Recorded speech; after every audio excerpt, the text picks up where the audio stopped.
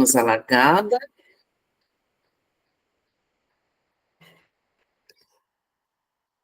O último autor de hoje é Mozart Neves Ramos, que trata Educação, a Trilha Inacabada.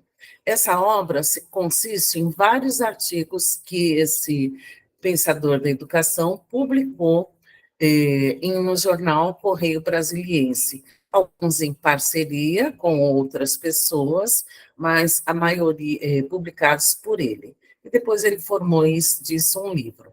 Esses artigos tratam desde a situação referente ao professor, como a situação referente aos gestores públicos da educação, prefeito, entre outros, e também comparam a educação brasileira nos seus resultados.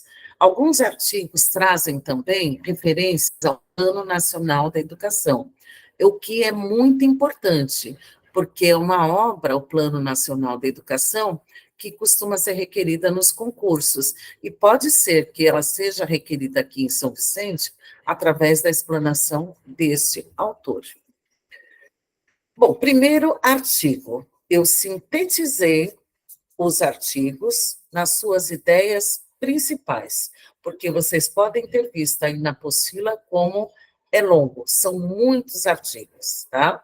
Então, eu sintetizei os artigos e trouxe aqui os artigos que interessam especificamente à educação na perspectiva de professores e de escola.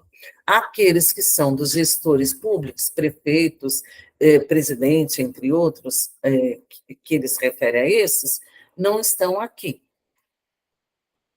mas tem na apostila. Primeiro artigo, a aprendizagem na pandemia, é a parte 1 desta obra. Os artigos vão tratar da aprendizagem na pandemia. O primeiro artigo que ele escreveu para o jornal, em parceria, a educação precisou se reinventar na pandemia. Para evitar que suas atividades fossem interrompidas, a escola teve que sair do seu lugar comum. Verdade. Não era mais a sala de aula, não era mais o prédio escolar. Era preciso chegar à casa de todos eles, os alunos, e garantir que estivessem engajados e aprendendo. Uma nova missão da escola. O ensino remoto possibilitou isso. O desafio era o de como construir currículos online e preparar professores para esse novo ensino em tão pouco tempo. E outro desafio foi engajar as famílias para que os alunos assistissem realmente às aulas e também para que as famílias continuassem esse ensino, dessem uma continuidade, engajar as famílias nesse ensino remoto que veio para outros níveis de ensino, além do universitário e além do técnico. Evidenciou-se, então, as enormes desigualdades sociais de acesso ao modelo remoto, porque muitos não tinham nem computador e nem celular com internet boa. Esse novo ambiente, inclusive professores, não é? Esse novo ambiente de aprendizagem permitiu, por outro lado positivo, que a criatividade aflorasse na mente de nossos professores e alunos que quisessem aprender, e nas famílias também. Foi preciso desenvolver, como nunca, a resiliência emocional e o gosto pelo novo. É o que nós estamos praticando aqui, né? Porque tem vários entraves no ensino remoto. Computador que não responde, a internet que cai, entre outros. É preciso ter uma resiliência emocional e o gosto pelo saber. Novas oportunidades para todos foram descortinadas, por mais difícil que isso pudesse parecer. Eu espero também que isso tenha acontecido aqui. Essa é a síntese desse artigo. Nesse novo cenário, foi possível, por exemplo, colocar em prática a personalização da aprendizagem por meio de programas de mentoria. Aqui ele está se referindo ao ensino híbrido. E a personalização da aprendizagem, como nós vimos em metodologias de ensino, na obra Sala de Aula Inovadora e na obra Ensino Híbrido, é a aprendizagem para cada um, que foi precisado colocar em prática pelas famílias, pela escola, como cada um aprende. Personalização da aprendizagem. Compreender as circunstâncias e demandas individuais dos estudantes se tornou peça-chave para o sucesso escolar. Tornou-se peça-chave, então, a personalização da aprendizagem. Em alguns casos, a mentoria foi estendida às famílias, que precisaram reestruturar suas rotinas e aprender a nova dinâmica das relações domésticas para manter seus filhos ativos e produtivos. Ou seja, a escola teve que se juntar à família e estabelecer uma rotina, o horário de estudo remoto em casa, e também o horário, monitorar também o estudo além daquele dado pelo remoto, o estudo do aluno, e até auxiliá-lo nesse momento. O receio da cola que nós temos na sala de aula, do plágio, paralisava a busca por forma mais eficientes de compreender se e quanto alguém havia aprendido.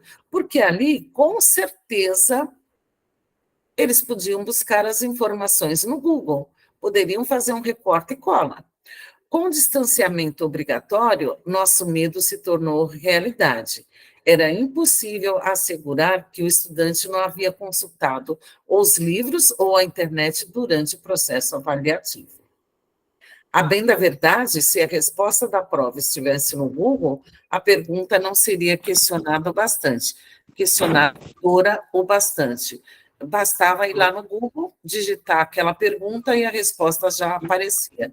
Então, não traria ao aluno o conflito íntimo, o conflito cognitivo da busca das respostas aos questionamentos do professor. As perguntas importantes, às quais hoje o mundo precisa responder, demandam efetivo desenvolvimento de competências cognitivas, de pensar, e socioemocionais. Muito mais do que avaliações tradicionais, foi necessária a autoavaliação, competência socioemocional, autoavaliação, como eu estou aprendendo, como eu estou me dedicando a aprender. E a avaliação formativa se tornaram mais adequadas para que professores, famílias e os próprios alunos pudessem concluir se as expectativas de aprendizagem estavam sendo efetivamente alcançadas. Ou seja, a autoavaliação tomou um patamar de suma importância nesse processo de construção do conhecimento e de saber realmente se estava se aprendendo. Esse artigo terminou, vamos agora a um outro artigo, o que o Vietnã pode nos ensinar diante da pandemia, como o Vietnã agiu durante a pandemia. Alguém está com o microfone aberto. Pode desligar, porque eu não consigo agora? Artigo, o que o Vietnã pode nos ensinar? O Vietnã passou quase toda a segunda metade do século XX envolvido em guerras ou em alguma forma de conflito até 50 anos atrás. Era uma nação pobre, agrária e analfabeta. Hoje é um dos países cujo desempenho educacional mais chama atenção no Programa Internacional de Avaliação dos Estudantes, no PISA. A reconstrução do país passou pela educação, e os resultados impressionam. O Vietnã aparece no ranking do PISA em 4º lugar em ciências, à frente da Alemanha, do Reino Unido e dos Estados Unidos. Em matemática, os vietnamitas estão em 25º lugar, à frente da França, dos Estados Unidos e da Itália. Nesse ranking do PISA, o Brasil ficou nas últimas disciplinas matemática e qual foi a outra que ele citou? Ciências. Na 58ª posição. A pergunta que surge naturalmente é: como um país com um PIB quase 2 vezes menor, um produto interno bruto quase 2 vezes menor do que o do Brasil, pode desbancar nações com renda em níveis de desenvolvimento muito superiores, e desbancar até o Brasil, né? Investimento em educação. Investimento maciço em educação, com foco na ampliação da jornada integral na rede pública de ensino, na definição de padrões, definiu padrões de qualidade para as escolas públicas, no fortalecimento da cultura de avaliação, avaliar para quê e o quê, na exigência de melhor desempenho dos seus professores e, finalmente, na vinculação do aumento de salário dos professores a mais qualificação e resultados. Ou seja, o que nós temos aqui no Brasil no papel, que é o plano de carreira, lá no Vietnã se realizou. A qualificação profissional levou ao aumento de salário. E os resultados da própria ação do professor, né? De educar. Uma segunda pergunta que não poderíamos deixar de fazer é sobre o efeito da pandemia na economia e na educação vietnamitas. O Vietnã registrou crescimento econômico em 2020, durante a pandemia. Foi um dos únicos países que registrou crescimento econômico, apesar do colapso global no comércio, em viagens e investimentos causados pela crise sanitária. Por quê? As autoridades do Vietnã, os políticos, responderam com rapidez e eficiência quando uma segunda onda estourou na cidade costeira da Nag, no final de julho, após um relaxamento das rígidas restrições expostas em fevereiro. Bem diferente do que aconteceu aqui no Brasil. Nós tivemos uma segunda onda e o que se fez foi separar as pessoas e não responder com rapidez e eficiência na vacinação. É o que consta na obra. E assim vamos, após esse comparativo, né, de como os governos agiram durante a pandemia e o valor que deram à educação ou não, que diferenciou o aproveitamento e o conhecimento desenvolvido nas escolas. E até desencadeou o desenvolvimento econômico do Vietnã. O valor da primeira infância é outro artigo. Acompanhando as eleições municipais pelo Brasil afora, eles em 2020, eleições de 2018 e 2020, percebi que eleições municipais em 2020, percebi que resolver o problema da falta de vaga em creches foi, de longe, a principal promessa dos candidatos na área da educação. Por que será? Resolver o problema de falta de vagas em creches. Isso é compreensível, pois, além de trazer ganhos extraordinários para o desenvolvimento da criança, aos quais ele vai falar abaixo, como veremos a seguir, o ensino à creche possibilita aos países maior flexibilidade, aos pais, maior flexibilidade no trabalho. Se a criança está na creche, os pais têm maior flexibilidade em encontrar trabalhos. O acesso à creche já produz as enormes desigualdades sociais vigentes no nosso país. Eu também concordo com tudo que ele está falando aqui. Enquanto 51% das crianças que vivem nos domicílios mais ricos estão matriculadas, o percentual é de apenas 29% entre as que se enquadram no quartil mais baixo de renda. No que se refere à pré-escola, que inclui crianças de 4 e 5 anos, até 6 anos, completados até o dia 1º de abril, né, ou completados depois de abril do ano da matrícula, o Brasil, em conformidade com o Plano Nacional de Educação, deveria ter universalizado a oferta em 2016, o que não ocorreu. A própria lei LDB diz que é dever do Estado e obrigação dos pais matricular as crianças na pré-escola, a partir dos 4 anos de idade. Como revela a neurociência, a primeira infância que inclui as crianças de 0 a 5 anos, é a etapa mais importante para o desenvolvimento futuro. É a janela em que experiências, descobertas e afetos são levados para o resto da vida. Eu quero voltar aqui nessa citação do Plano Nacional da Educação, que pode ser uma pergunta.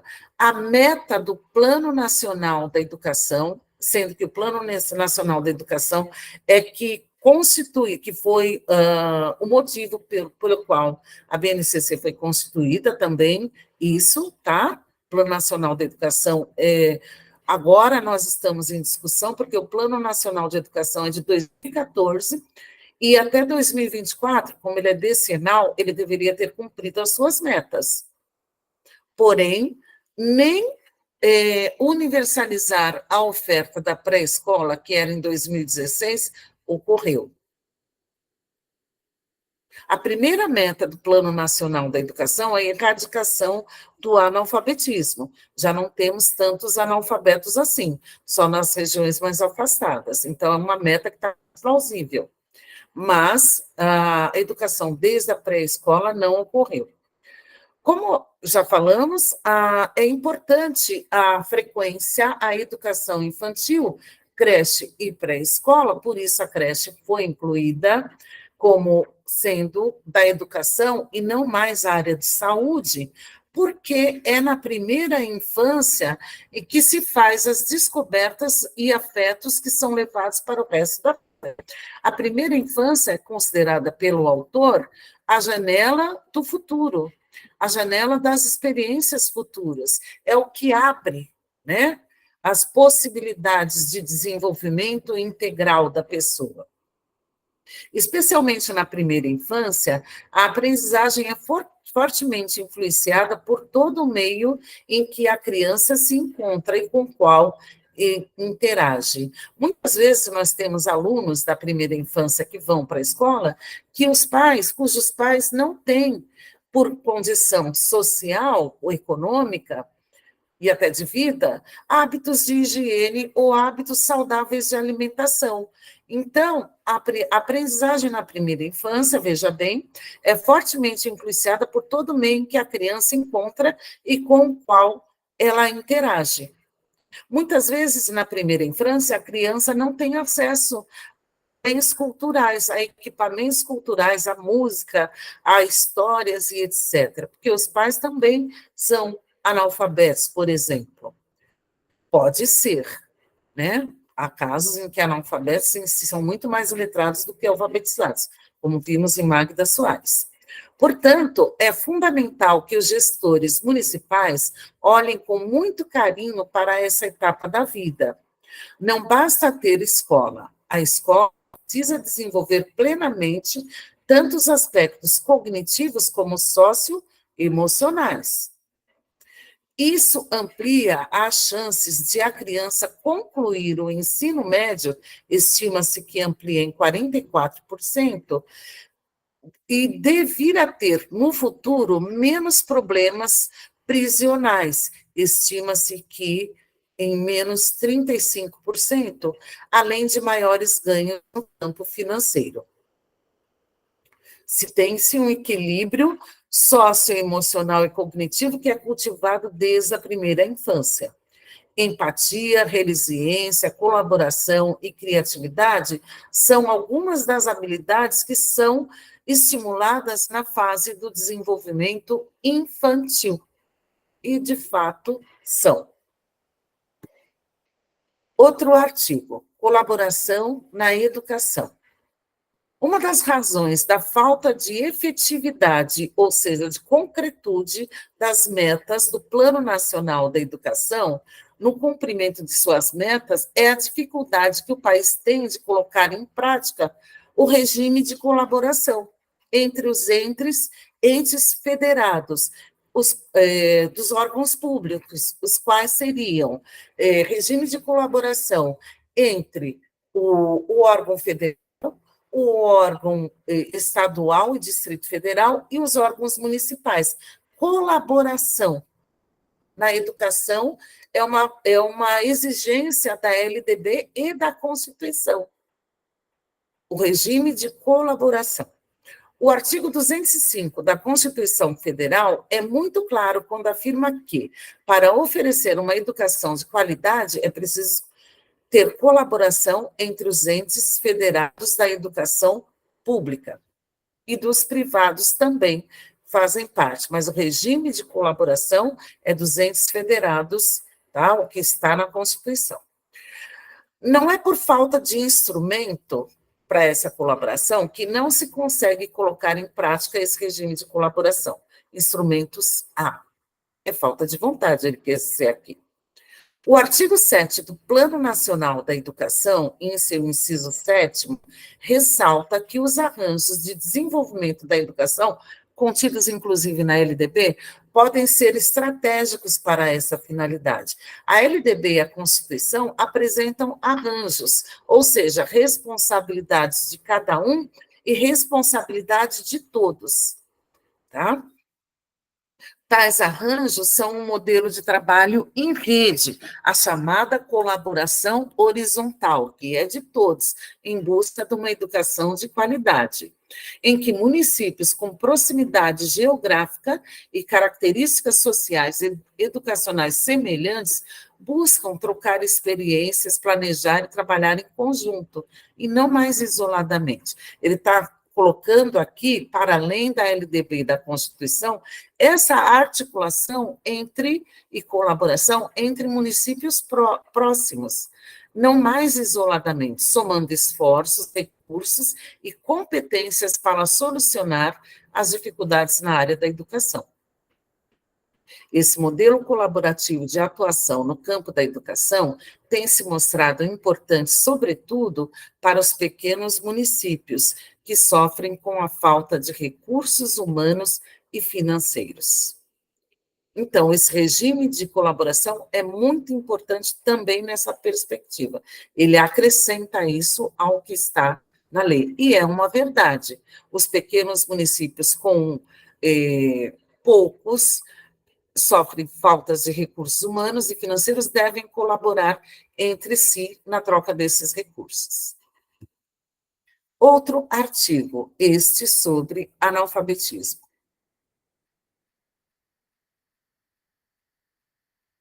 Também cita o Plano Nacional da Educação, o que eu acredito ser uma das coisas mais importantes desta obra.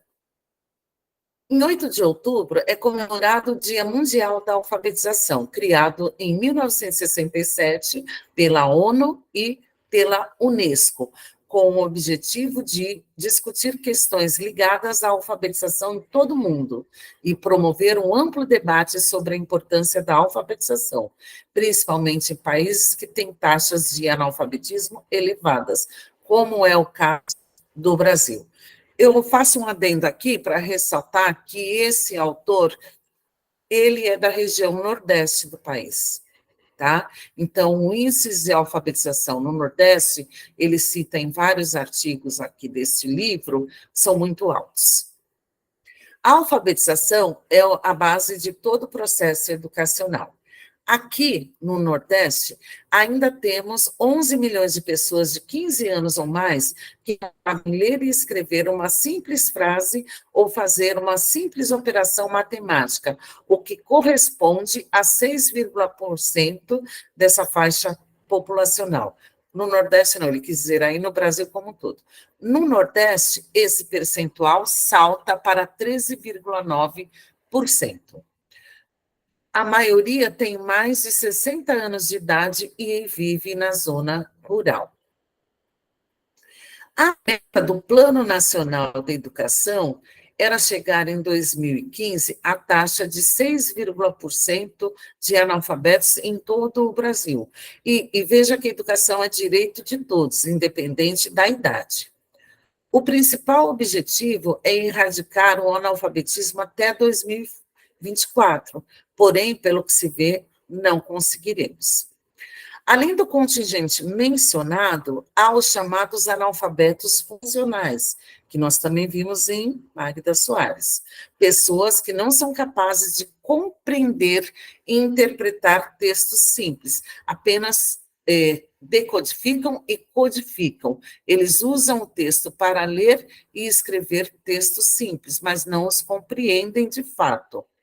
Nesse caso, são 38 milhões, ou seja, 3 em cada 10 brasileiros na faixa etária entre 15 a 64 anos encontram-se na condição de analfabeto funcional, que não extrai ideias próprias do texto e faz uso dessas ideias socialmente para viver a sua mudança social.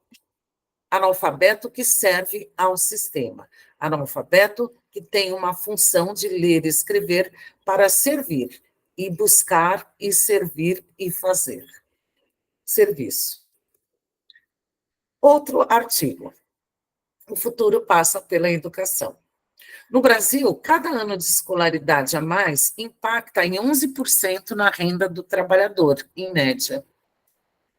Para aqueles que concluíram o ensino superior e cujos pais não têm instrução, o salário médio inicial, quando ele escreveu esse artigo, é de R$ 2.603, pelas pesquisas feitas. Quando os pais têm curso superior, esse valor chega a 6.700, médio de R$ 6.739. Era bom, né? Segundo que todos tivessem. Segundo o autor dessa pesquisa, que trouxe esses índices, o economista Marcelo Neri, da Fundação Getúlio Vargas do Rio de Janeiro, o retorno da educação será tanto maior quanto maior for a educação dos pais, por causa da bagagem familiar, de suas conexões sociais e da qualidade da educação.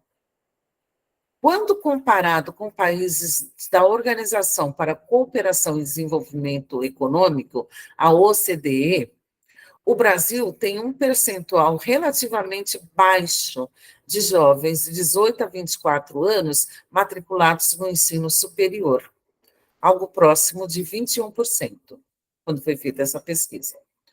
A meta do Plano Nacional da Educação é alcançar 33% de jovens de 18 a 24 anos matriculados no ensino superior até 2024, o que, por certo, não ocorrerá, sobretudo porque houve uma ruptura nos processos de alcance.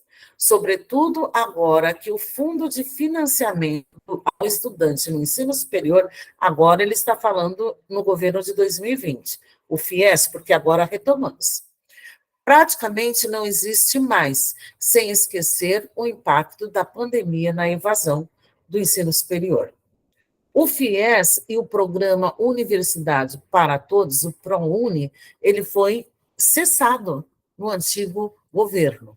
Foram, nos últimos anos, antes desse governo, os 2 propulsores do crescimento das matrículas pelo viés do setor privado, que detém cerca de 75% dela. Está sendo retomado este ano, as matrículas estão aumentando nas universidades. Outro segmento que fez com que os jovens, o FIES, não fosse para frente, Outro segmento que merece a atenção é a modalidade do ensino técnico profissionalizante. Atualmente são 1,9 milhões de matrículas, mas a meta do Plano Nacional da Educação é chegar a 5,2 milhões até 2024, o que também não deve ocorrer. Além disso, o FIES, ele teve um problema, deixa eu ver se está constante aqui, está.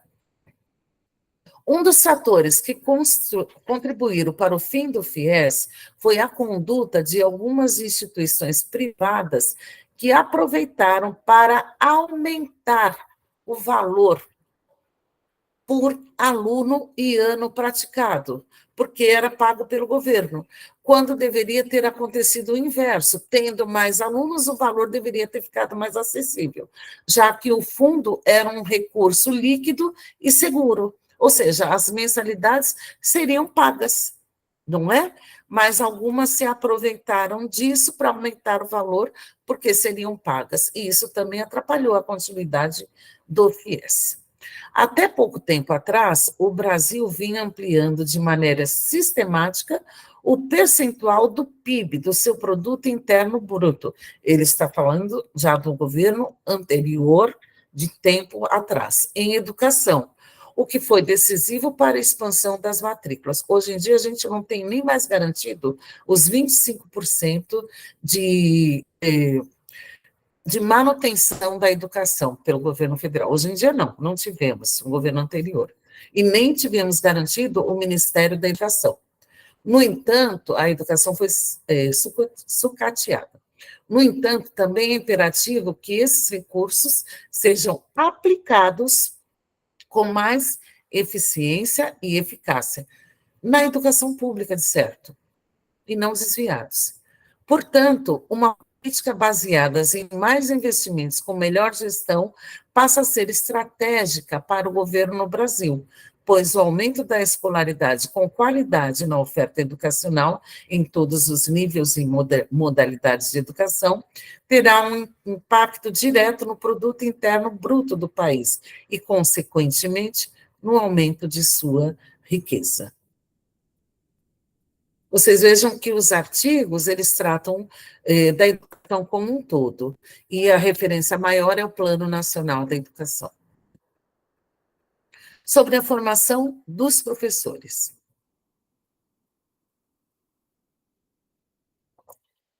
Formação de professores. Ele acredita que deveria haver um financiamento, um FIES para a formação, investindo na formação de professores.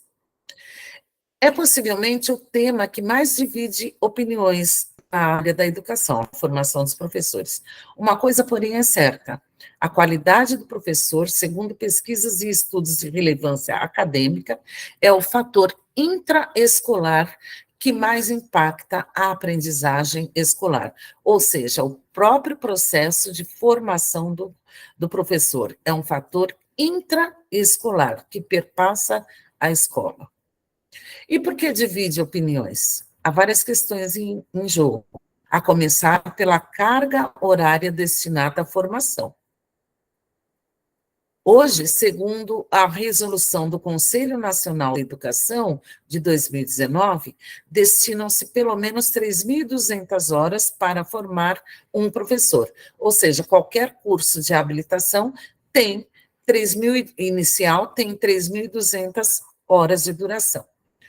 Outro ponto relevante, no mínimo, outro ponto relevante é quanto dessas 3.200 horas deveria ser destinado à formação prática, ao estágio, pois a formação comparada à de outros países que estão no topo da educação mundial, o estágio, no Brasil, a nossa formação é muito teórica e pouca atenção se dá a uma formação prática que dialogue com o chão da escola.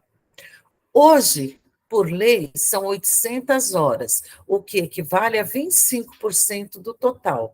nos outros países, começando já no primeiro ano de curso para professor. Então, enquanto no Brasil são 300 horas de estágio, nos outros países são 800 horas, porque entendeu-se que a formação era muito teórica e pouca atenção se dava a uma prática que dialogasse com o chão da escola, o que também é fato aqui no Brasil. As realidades são diferentes do que se aprende na faculdade e do que se pratica na escola.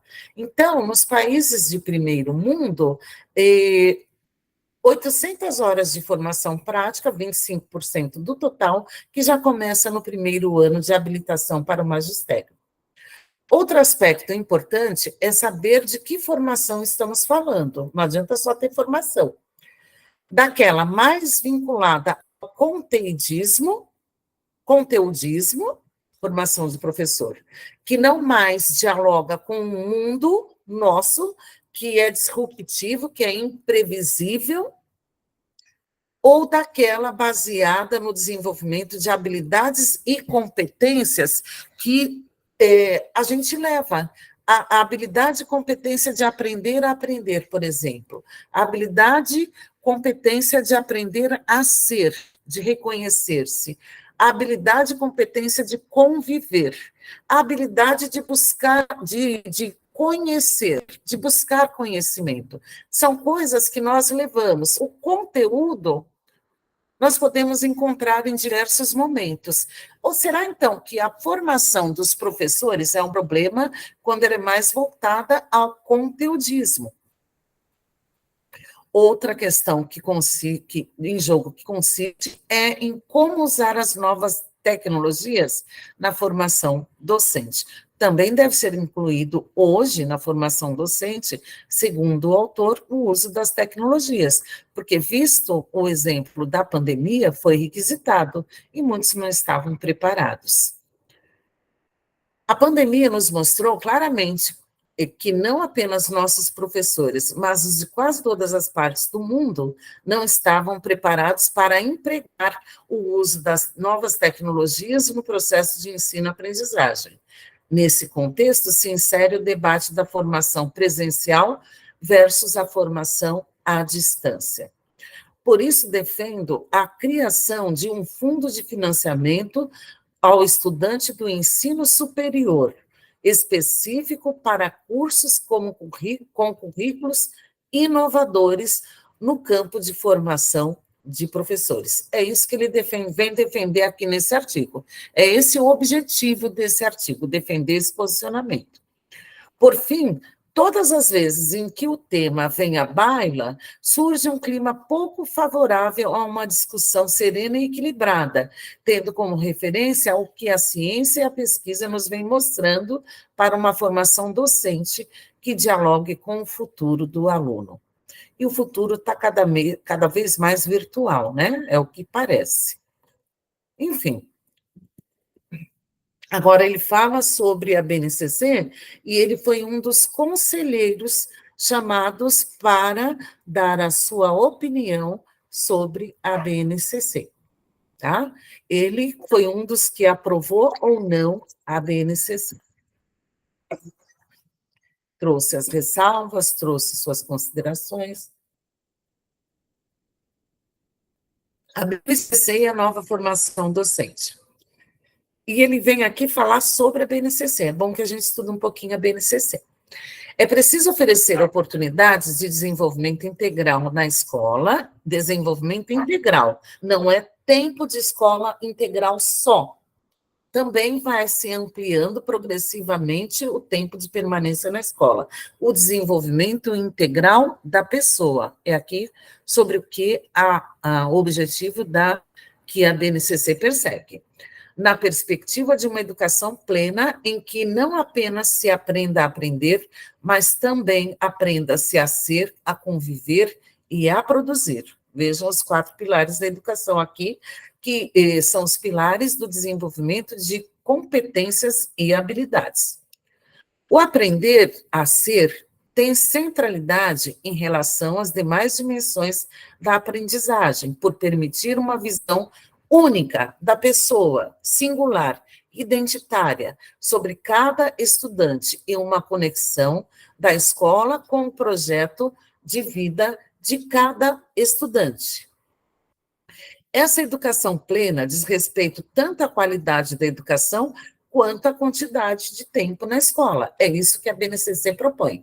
Os tempos, e a LDB, LDB não, a LDB é superior à BNCC. A BNCC é uma parte da LDB. A LDB é uma lei e a LDB propôs que o tempo fosse progressivamente sendo aumentado de permanência na escola, e a BNCC vem articulando, fazendo o que esse tempo de progressão, o que os alunos vão aprender na escola durante esse tempo que foi aumentado, para além do estudo das áreas, tá?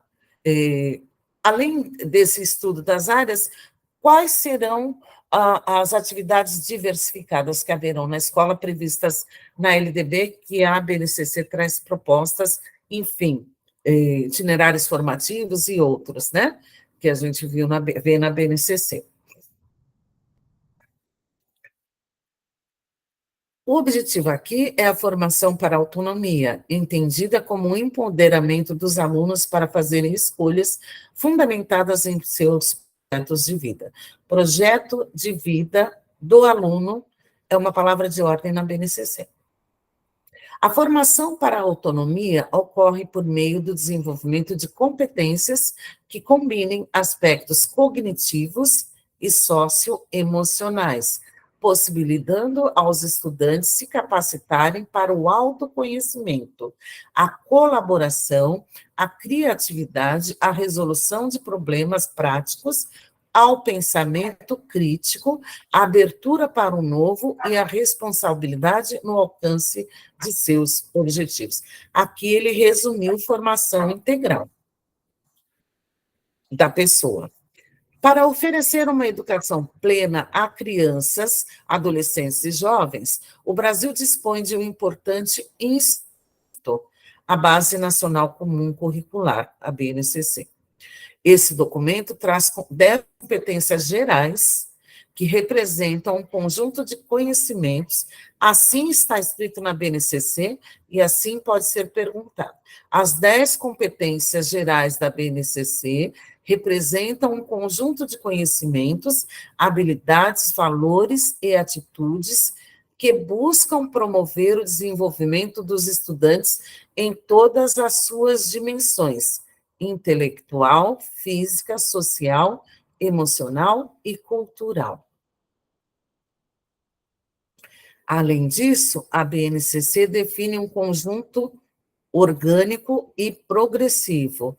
Veja que eu coloquei em destaque as palavras orgânico e progressivo. Então, vou ler de novo.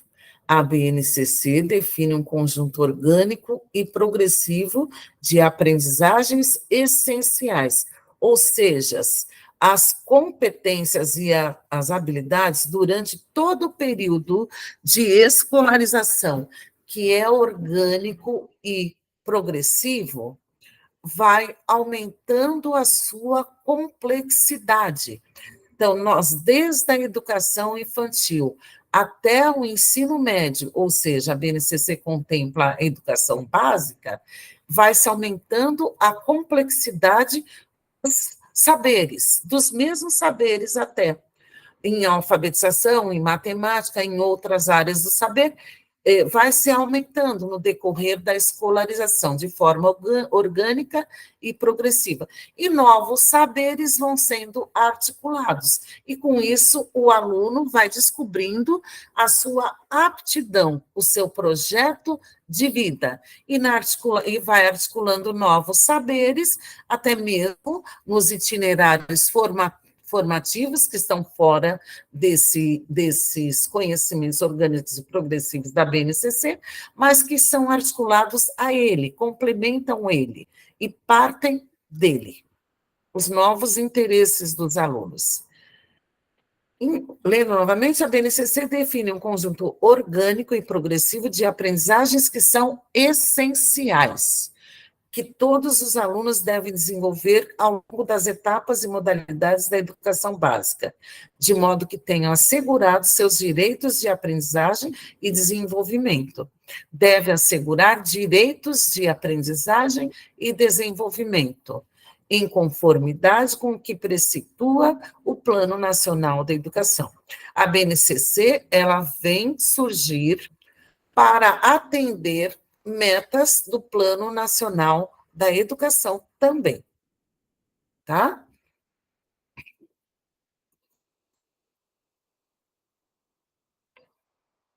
Já estamos acabando, tá bom? O Conselho Nacional de Secretários da Educação, CONSED, especifica que a implementação da BNCC apresenta-se como uma oportunidade ímpar para a implementação de uma política de Estado que promova o aprimoramento da atuação dos professores em sala de aula, com vistas a impactar positivamente o processo educativo dos estudantes brasileiros. Ele foi escolhido como relator dessa matéria no âmbito do Conselho Nacional de Educação. Considerei como ponto de partida um importante ensaio de experiências internacionais, os chamados referenciais docentes, que consistem em uma descrição do que os professores devem saber e ser capazes de fazer. Tais referenciais são compostos por descritores e diretrizes que articulam aprendizagens, conteúdo e ensino, resultando em 3 dimensões principais.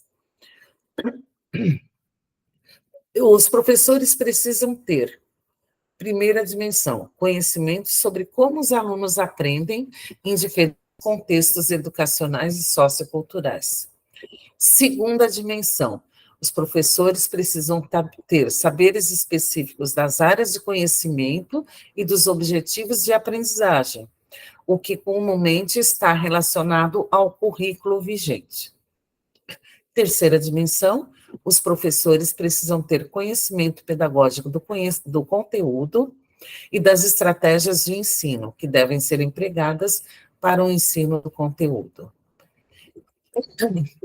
É importante que os referenciais apontem diferentes caminhos para um mesmo objetivo. Esse processo nunca é homogêneo, porque está se tratando de pessoas, e pessoas são subjetivas, pensam de formas diferentes, que podem variar conforme as necessidades dos estudantes e os contextos educacionais e socioculturais, admitindo, portanto, uma diversidade de estilos pedagógicos, e não um único, como quer implementar-se no governo do estado de São Paulo, né? Enfim, é isso. Os principais artigos deste livro, creio que nós abordamos aqui, mas também tem na apostila, tá bom? Todos.